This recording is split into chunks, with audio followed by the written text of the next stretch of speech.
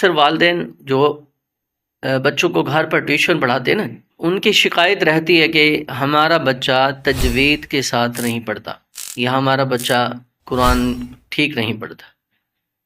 تو ان والدین کے لیے ویڈیو بنائی ہے، ان کی خدمت میں عرض ہے، ٹھیک ہے آپ بطور والدین چاہتے ہیں کہ بچہ گھر میں پڑھے وہ حفاظت میں، پھر آپ سکول بھی تو بھیجتے ہیں نا، سکول میں بچے کو بھیجا جاتا ہے، وہاں بچہ پڑھتا ہے، اسی طرح سکول کی ٹیوشن ہے، وہ گھر بھی پڑھ رہا ہے بچہ اور ٹیوشن سینٹر بھی جاتا ہے بچہ، تو قرآن کے لیے پھر آپ یہ قدم کیوں نہیں اٹھاتے؟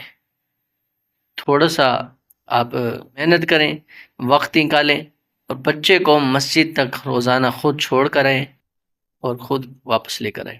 اتنا تو کر سکتے ہیں، کیونکہ یہ آپ کے لیے آخرت میں کام آنے والا ہے۔ یہ وقت آپ جو بچے کے قرآن کی تعلیم پہ لیے لگائیں گے نا، یہ آپ کے لیے آخرت میں کام آئے گا، آپ کے قبر میں کام آئے گا، بروز قیامت آپ کے لیے شفاعت کا ذریعہ بنے گا۔ یہ وقت جو آپ قرآن کی تعلیم کے لیے دیں گے، چاہے مسجد ہو مدرسہ ہو، وہ کیوں ہے؟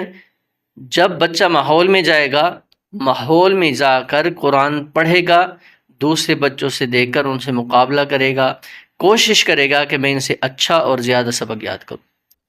تجربہ بھی ہے کہ جو بچے گھر میں ٹیوشن پہ قرآن پڑھتے ہیں، جو مسجد میں پڑھتے ہیں، ان میں پڑھنے میں زمین آسمان کا فرق ہے۔ آپ خود بھی سن لیں، کسی بچے کو دیکھ لیں جو مسجد اور مدرسہ میں پڑھ رہا ہے، جو گھر میں پڑھ رہا ہے۔ گھر میں ماحول بچے کو ملتا ہے گھر والا، قاری صاحب آئے بیٹھے ہوتے ہیں، بچہ گھر والا ماحول ہی سمجھ رہے ہیں، جب دل کرتا ہے اٹھ کے بھاگ جانا، جب دل کرتا ہے بیٹھ جانا۔ یہ اکثر جگہوں پر دیکھا گیا بچوں کا یہ طریقہ۔